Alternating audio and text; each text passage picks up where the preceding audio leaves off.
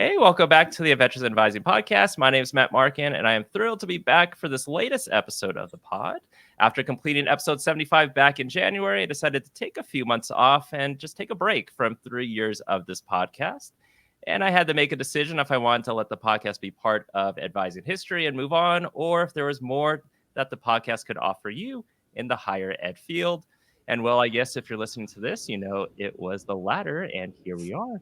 So today's episode is about working as administrators and navigating what that is like, dealing with challenges, and even preparing for future administrators. So to talk about their experience, let's welcome our special guest today. So first up is Teri Farr. Teri currently serves as NACADA president of the board of directors and works at the University of Illinois, Urbana-Champaign as associate director for academic advising and student success in the division of general studies. She has a career in academic advising that began in 1995 and has worked in various capacities as an advisor and advising administrator at many college campuses.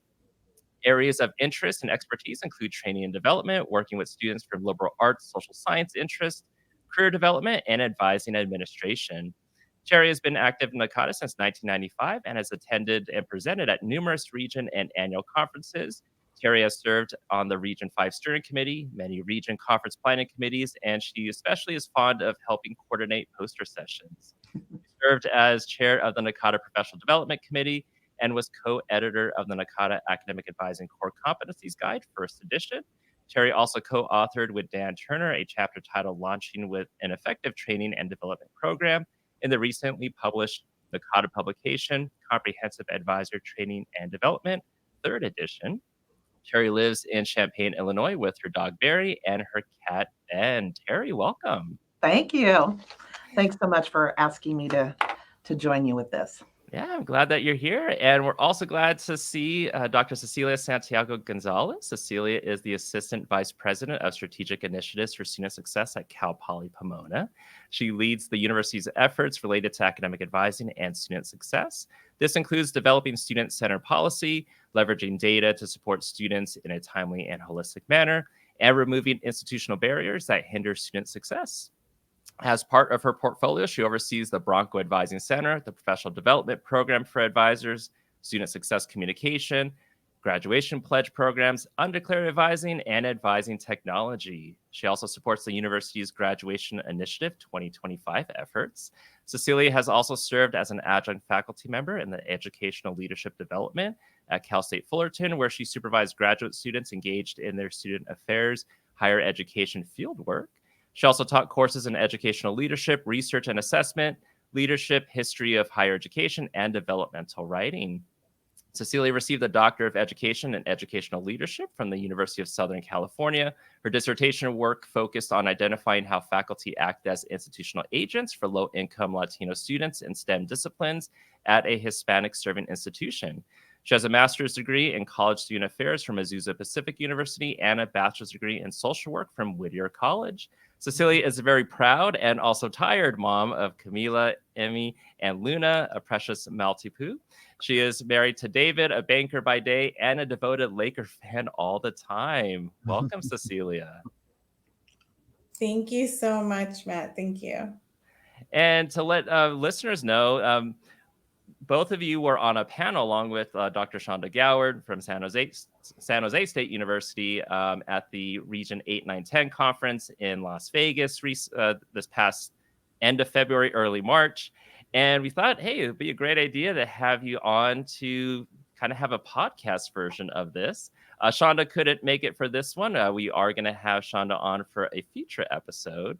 But let's dive into some of the questions. So kind of expanding on your bio, can you kind of give like your path into higher ed and kind of where you're at your institution and in terms of your department and what you supervise or who you supervise? And maybe we'll start with Teri. Sure. So my path into my career is it's really looks like a ball of twine. It's just I had no real plan how I ended up here. I just was introduced to academic advising as a career by a woman who I happened to meet when I was at Illinois State University, and she introduced me to the career and hired me on as her graduate student. And I immediately fell in love with it. And ever since then, I've worked as an academic advisor and have loved every minute of it. Here at Illinois, in this role I'm in, I supervise 10 academic advisors. I'm responsible for training and development. I'm responsible for hiring advisors, and we're in the middle of that process right now. So I'll be doing reference checks here this week. And so that's kind of an exciting time, I think. There's nothing that makes me happier than meeting new folks that are just entering their career in advising, helping them onboard, understand how we do things here in DGS, our ethos, really working with students that are undeclared and exploring all the different majors and programs and things that we have here in Illinois. So that's a big part of what I do. The other kind of special place that I work with students also that are having struggles academically. I coordinate a program here in our division for students on academic probation. And so while I don't actually have a caseload of students, I coordinate the program, do all the training and so forth for the advisors so that they feel very comfortable working with students that are struggling academically. And then I also work with students in crisis. So these are areas that are very special to me. I feel, drawn to that kind of area. I have no qualms speaking with parents that are having concerns about their students, helping them navigate through all of the different things that we can do here on campus to help students when they're in crisis. And so those are just some of the things that I'm really responsible for. And then, of course, there's always that 5% of things that we have to do that we never really knew we had to do, but now we do. All those other duties assigned. Yeah, other duties assigned, that very famous line, yes. So that's primarily what I do. But how I got here is kind of a, like I said, it looks like a ball of twine, and I wouldn't have it any other way. I really loved my journey, and it's unique and it's mine, and I'm proud of everything that I've done for students. Yes, absolutely. Cecilia. Oh my goodness, similar to Teri. I mean, how many of us will say that we started our higher ed careers, sort of we stumbled upon it, right? Like who grows up saying, I want to work in student affairs or higher education as a child, right? And especially for someone, I'm a first generation college graduate. And so the notion of a higher education was foreign to me until maybe, when my aunt was the first one in our family to go to UCLA. And so she really paved the way. And so I really, my career has been informed by my own experience as a college student and as a student who grew up in a low-income household, and really has driven my passion in really serving the students of the CSU and obviously at Poly Pomona. I've been in admissions. I started working in admissions on my alma mater. I worked in multicultural leadership development, multicultural identity-based centers. And I have a secret. I've never been an academic advisor. So, I sort of landed in this in this type of role because of my commitment to ensuring that Cal Poly Pomona can be the best place that it can be, both for our students and really seeing systemic changes. And it can be the best place for our advisors as well, for people to thrive and to feel like they're institutional agents themselves and that they can create change for our students. So that's really how I landed. In total, I oversee under my portfolio more than 50 people. We actually just went through an advising redesign where every student is assigned to a caseload, and now all the advisors report centrally. So that's been exciting, and we're learning a lot, and I'm learning a lot about myself as a leader as well. And so it's been great. And like Teri, I typically, I talk to parents. I do work with students who are in difficult situations and partner with colleagues across campus to ensure that we have a support system for them. And I actually also thrive in that environment and really, thinking of ways in which I can have those really important connections with students when they're in difficult times. So I love my job, and I'm just really glad to be able to to really serve our students and our campus community. Yeah, and I mean, because both of you are talking about like the students in crisis, and I know like that's something that has been around in terms of, okay, we want to make sure that we can work with these students, make sure we can identify them, get them whatever assistance we can for them. But it seems like over these last few years, like it's just kind of exploded in the sense of there's so many more students out there. How do both of you as administrators kind of, because almost like you're almost on call 24/7 with a lot of this, or you're the first person that, because you work in this certain department, to be able to connect with that student or contact them. How do you navigate all of that? I mean, for me, it's just resilience, and knowing that that I guess having done it for so long, I'm kind of an activator. That's one of my strengths, and so I think that for me, I just go there. I just immediately try to hear what the problem is, what's going on. We have contacts on campus. We have an amazing dean of students office and a student assistance center, and they are just right there available for us when we need them. I know when it's time to bring the counseling center in. So I think that for me, it just knowing that there's a situation that needs to be handled, and I just mobilize. It's just part of what I do, and I've been trained to do that. And at times you have to step back and talk to colleagues and allow yourself to feel the feelings that you need to feel, right? But then we know that there'll be a student later on that's going to need your assistance just as much. And so it's time to, regroup and move forward. But, I think that's just the part of the role that we have to play. Somebody has to be there available, to help students when they're in crisis. And I was a student in crisis once. And so I knew and I probably don't think back in 1978 when I was feeling that way, I don't know that there was really anyone to help me. I think I relied upon my friends and family to kind of help get me over that hump. But now we have so many wonderful resources available to us on our campuses that we can mobilize really quickly, and hopefully mitigate any kind of real serious situations that might occur. But it's not easy, and I know Cecilia feels the same way. None of this is easy, but it's work that we're called to do, and we will do it. We just rise to the occasion and get it done. Yeah. I'll add to Teri's comment about sort of the personal, right? I remind myself that I'm not alone. That there are colleagues across campus that are here also to support the students, that I don't have to solve every issue, that I need to be empathetic to the situation, be there for the student, and recognize when it's time for me to take a step back and let others who have the training and the capacity to support the student in a better way.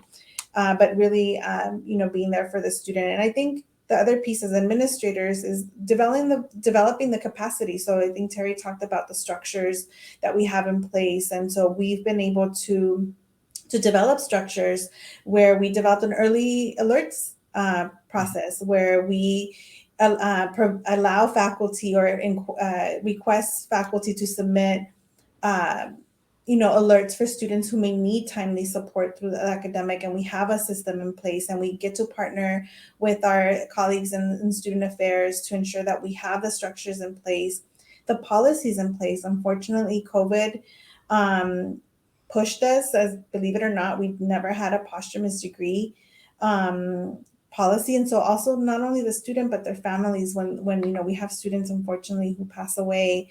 So that's not like glamorous, right? But it is so necessary in order for us to have guardrails and the support for us to do our job. So that's also very helpful in supporting students, is to have some guidelines, some policies, some protocols, and anticipating some issues that may come up when we're in these types of crises. Yeah, definitely. And I want to kind of take you both back to when you originally were moving up in higher ed and going into like an administrator role, and even now as an administrator. So maybe we'll start with Cecilia and go to Teri. What kind of challenges or obstacles have you faced when you were moving into the administrator role in higher ed? And are there any challenges that you're still facing? Oh my goodness. I think one, and I'll speak from my perspective as a woman of color, first gen professional, not having anyone who had been an administrator, who had been in an administrative role, is difficult. I think there's a little bit of imposter syndrome in that, in terms of just trying to say, am I ready for this? Am I really ready for this? Navigating people's perceptions of who you are or who you should be based on, me being a woman or being a mother or being a Latina, whatever it may be, and navigating some of that. And, I am very open about, I've experienced, I don't know if it's appropriate to call it mansplaining, where my thoughts, ideas sort of get taken by particular men, not necessarily only men, but particularly men, and in a very female dominated environment, right? But I see it more often, and I've been committed to myself and to other women in my context, that I will disrupt that, because it is really important that your ideas, your thoughts, your contributions are valued as much as others. And so I think that's been the challenge that I've been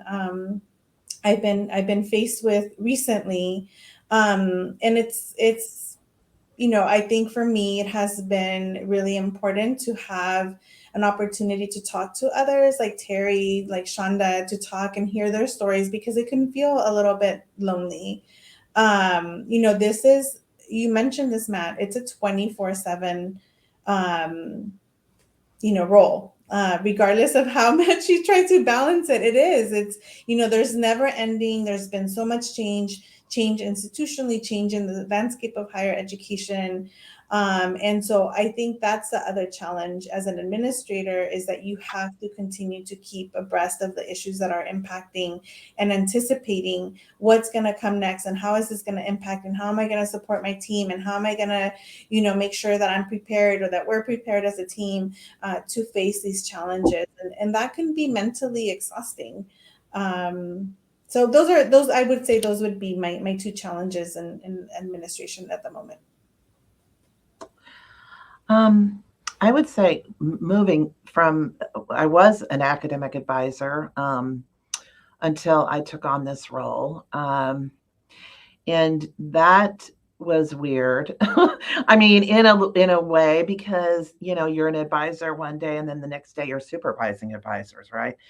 And I'm going to say this, that I still have a little trouble, like, talking to an advisor about maybe something that, I don't think they did quite right, or something wasn't, I don't think, handled properly.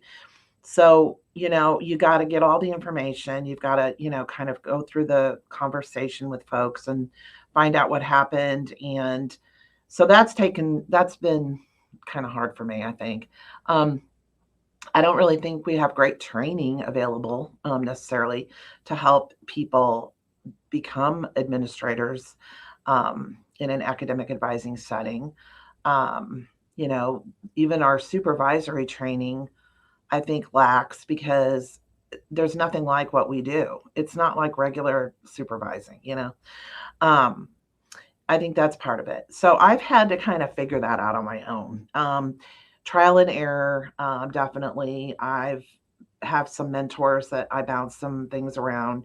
I think our director has been really encouraging in helping us learn how to, utilize kind of coaching techniques with our, that's great for students, but it's also great when you're a supervisor.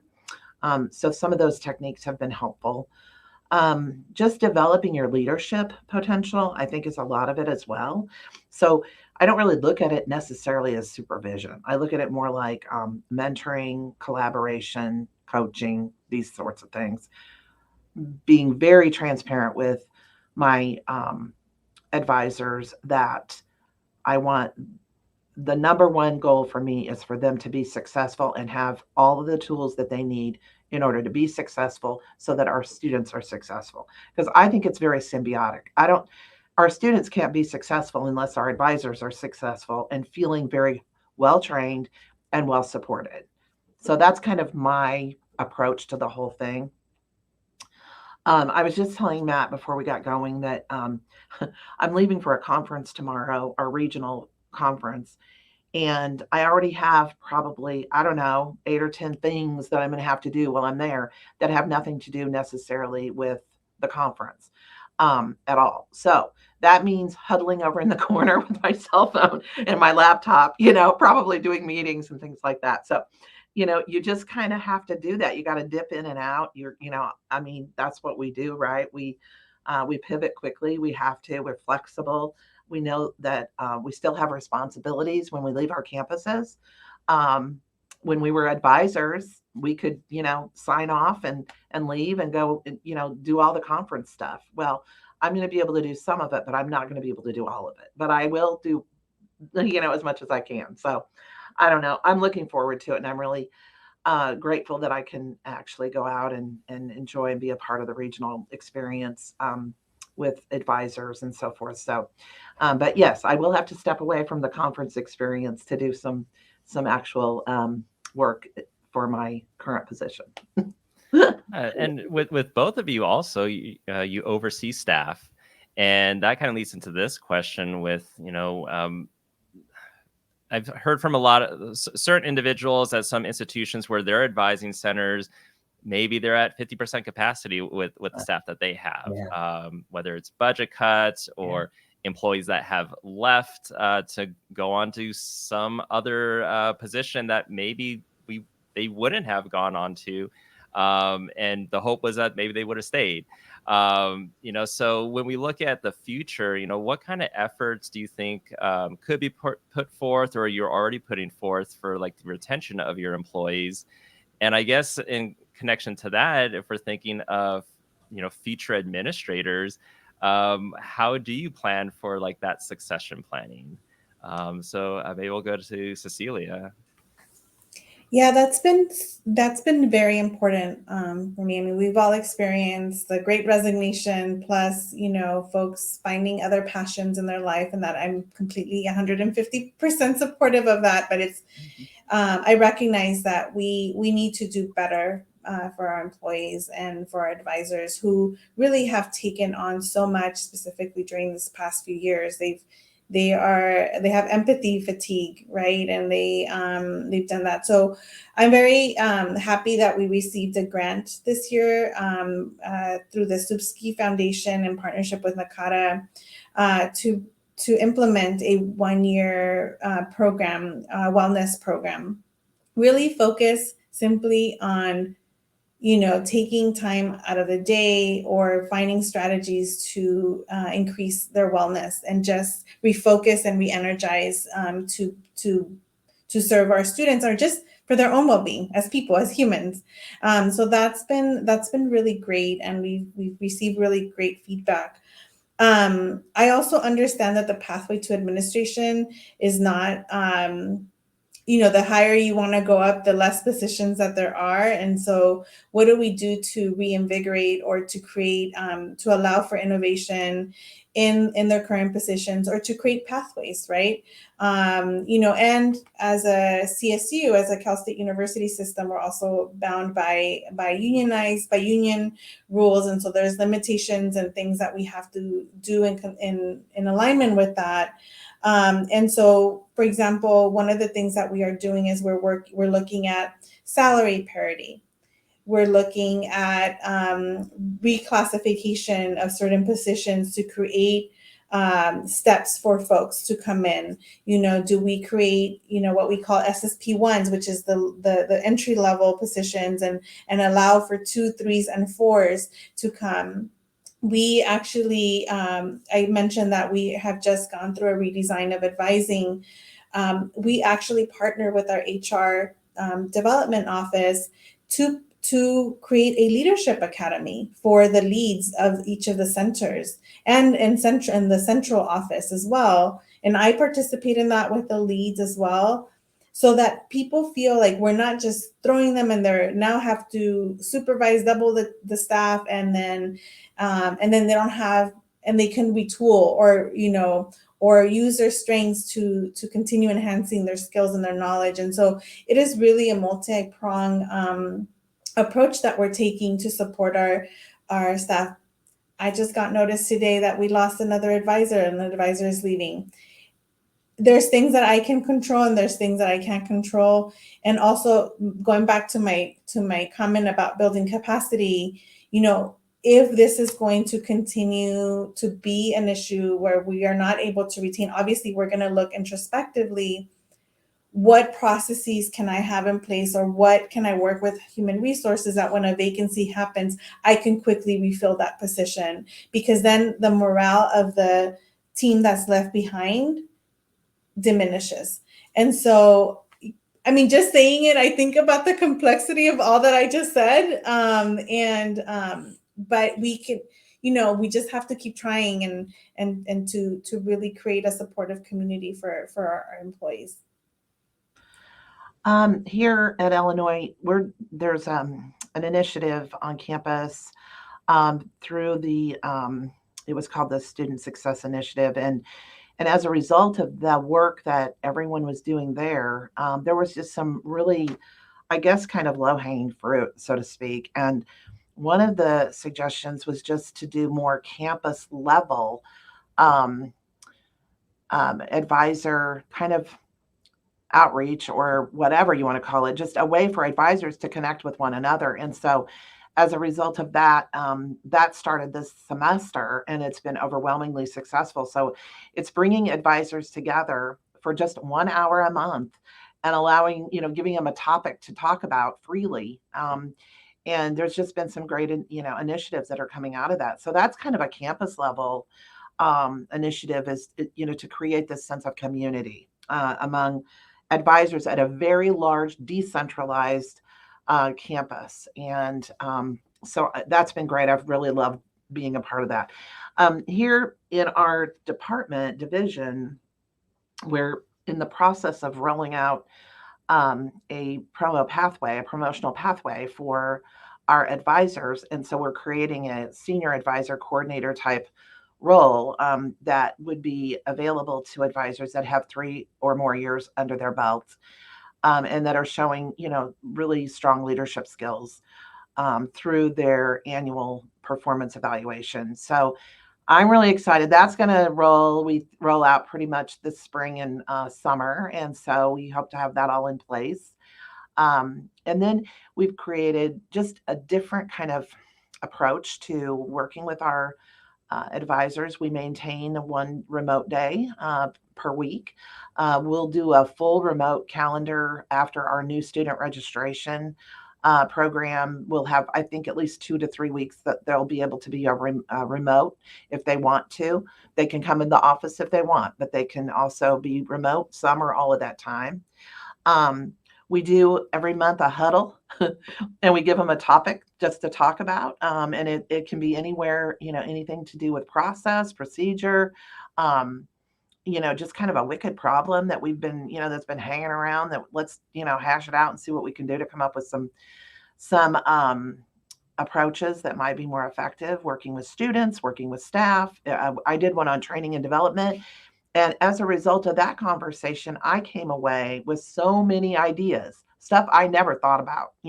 I thought, oh, they'll, they're looking to me to give them topics. I'm looking to them. What do you need? What are you feeling, untrained on, or lack of training on, or what are you, kind of hot topics that you're dealing with students on a day-to-day basis that you feel like you need more. So I came up with this, what I call a menu of professional development topics. And I picked the top 6, and we're chunking through them every month through the semester. And I have stuff to focus on for fall already. So anyway, that I think it's just approach, being open, know that, our advisors have great ideas. We hired these folks for a reason. They're brilliant, they're smart, they're well trained. And they keep me on my toes. So, and keep me, fresh and interested in my day to day. So that's how I approach retention.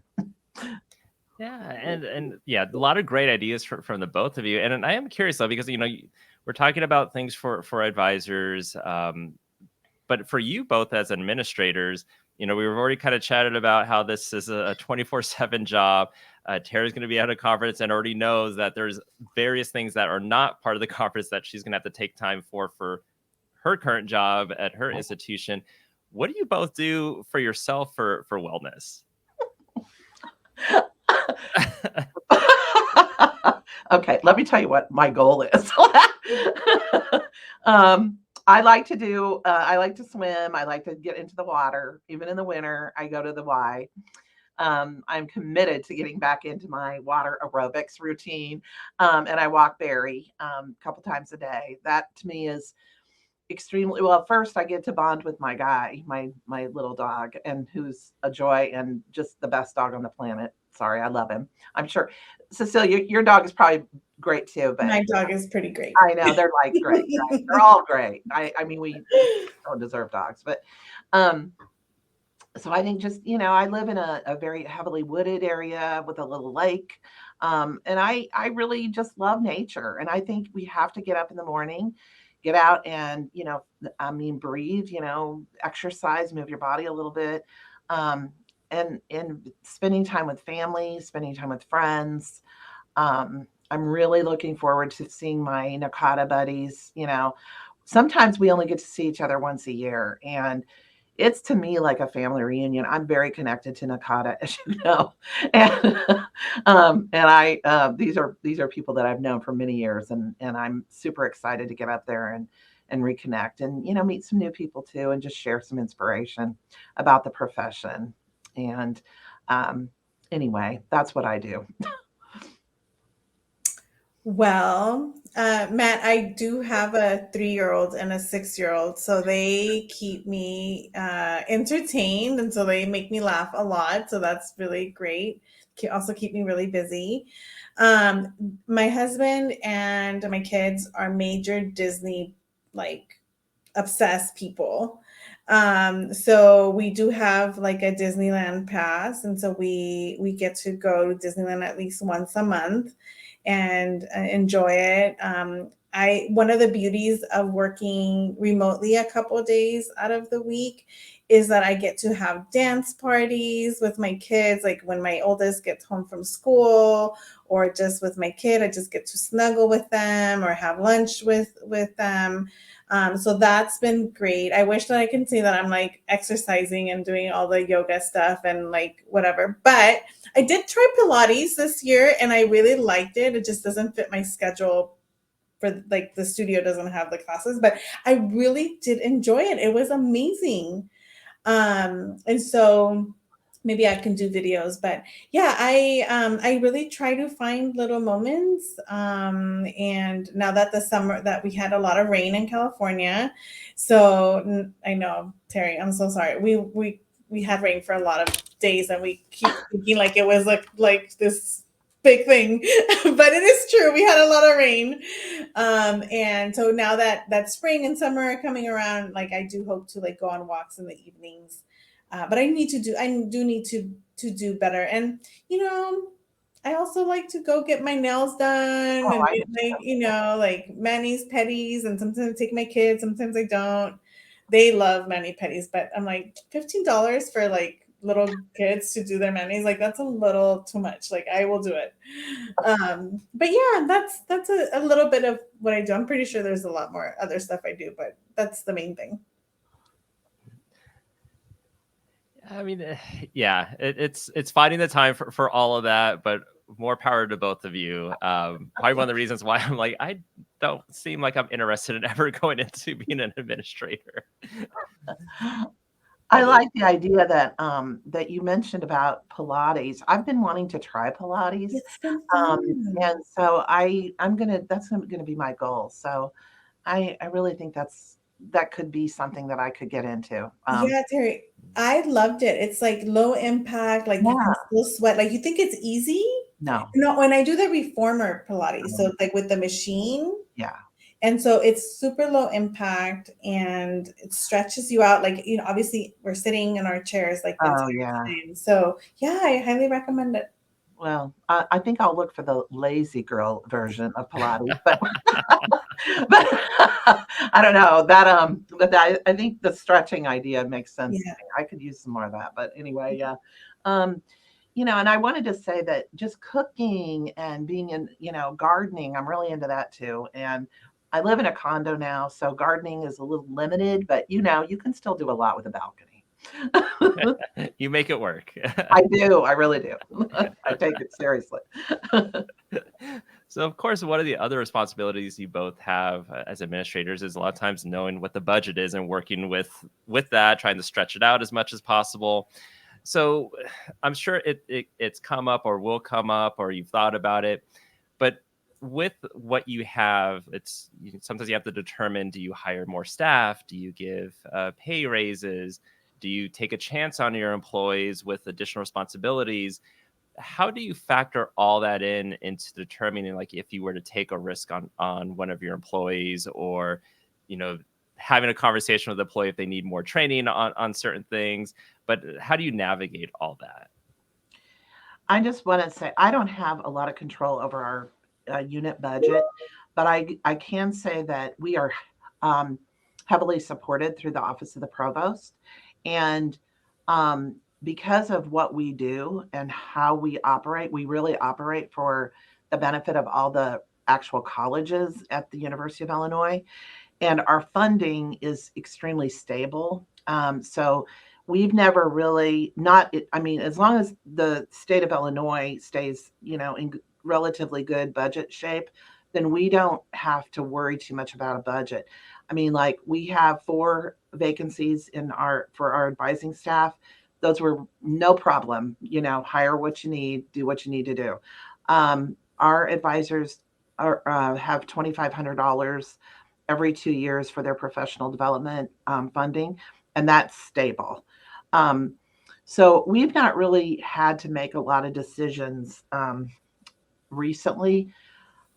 So I can't really tell you that we would have to strategize with something like that, just because we're of the way we're funded through the Office of the Provost, and because they know that our success equals the campus success, right? How we work with students because of the way they transfer into all the colleges, we have to be very stable. It wouldn't work otherwise, the way the model is at this campus. So that's what I have to offer there. Yeah. Matt, so we're very lucky, like Teri said, like advising has had a lot of focus both at the campus level and at the system level. And there has been a lot of focus and understanding of the impact that we have on student success and meeting our graduation goals. And so but I still have to make requests, and I have to ensure that I do the best job that I can to tell our story. And that is through data and anecdotes, personal, stories. And I mentioned that we were going through a redesign, and I had asked for a budget. We ended up having a little bit of money left over from that big pot of money that our president made an investment towards. And I actually decided to use that money to reclassify folks. And, I could have said, I'll give you the money back, or I could have said, that maybe gives us an opportunity to hire one more advisor. But I really felt that it was the right choice to make that investment. And again, they are now part of an academy, a leadership academy, where they are going through a 6-month leadership training, as part of the reclassification process. And so I did take that risk. And I also see it that I'm not only investing in the people that are in the position right now, but I'm investing long term, because it does make sense long term Obviously, the people that are in those roles are doing a fantastic job and they deserve every single bit of it. But if they were to leave, I want to make sure that I have the capacity to fill in that position, to be competitive, to attract other leads who can step into that role. I know it sounds kind of frivolous to say, oh, well, if they leave, I'll be ready to replace. But it's, I have a responsibility to the human in the current position. That'll be always my guiding star and my guiding light. And I also have a responsibility to ensure that we don't have a gap that will impact our student success efforts. And so it's a balance. And so that is a decision that I made recently. Also providing stipends or special projects for folks. I don't always have the budget to do special stipends, but I have made sort of a guideline for me if that if we have a vacancy for more than 6 months or 3 months, depending on the role, I will advocate for resources for that, for the people that have taken on that responsibility. Again, it's not always guaranteed because I don't always have the budget. And I try to do that. And I also work with my associate provost. She's the money lady. But, I'm the one that, I'll spend it for her if she lets me. Perfect. And to end this interview, we're recording this at the end of April. This will probably be posted sometime in May. But the first week of May, NACADA celebrates the global advising community. So they have their global advising week, and a way to kind of celebrate the work of everyone within academic advising in higher ed. So I kind of want to leave it to both of you. If there's anyone or a team or you want to shout out, here's an opportunity. Oh, absolutely. My advisors here in the Division of General Studies at the University of Illinois, Urbana-Champaign, this crew is amazing. I love them more than ever. They're just so much fun. First of all, they're brilliant, number one. Number two, they're fun to work with. They're vibrant. They're curious. They're committed to student success. They're committed to one another to make sure each other are being held up and taken care of, I think. And anyway, and just all of our advisors on our campus, I'm very proud to be a part of the advising community here. And, then I mentioned all of my NACADA buddies, and I can't imagine going through life without having connections with folks through NACADA. There's so many people I can't even imagine start naming people that I've interacted with and worked with and done stuff with. But anyway, I'm just proud to be a part of the NACADA mission and ensuring that we promote the profession and we make sure that advisors have the professional development that they need in order to be great. Absolutely. Teri, I mean, I think I would say the exact same thing about our team at Cal Poly Pomona, and both the folks that, report to me and to my area, but just our campus community just is amazing. And it's one of the reasons that I've stayed here for a very long time. It's just so committed to our students. I do want to give a shout out to two people on our campus without, leaving anyone else out, is Dr. Teri Gomez, who's our Associate Provost for Student Success, who has been a champion for advising on our campus and who has really allowed us to have a transformative impact on our campus. And Dr. Erin DeRosa, who's the Director of University Advising, who's been my partner in crime and my co-conspirator in making sure that we advocate for our advisors, that we advocate for our students, that we really execute this vision that we've had for advising on our campus. And so, but in general, I'm so grateful to be part of the Cal Poly Pomona community, and I feel invigorated by their work, by their partnerships and collaboration. So I think it's the perfect way to end the interview. But Teri and Cecilia, thank you both for being on the podcast. Thank you again for being on the panel from the Las Vegas Region Conference. This is really kind of how I got to know the both of you, is through NACADA. So the connections that are made, to kind of go into Teri's point. But thank you both for being on again, and appreciate all the information that you've shared today. Thank you, Matt. It's been really great. Thank you, Matt.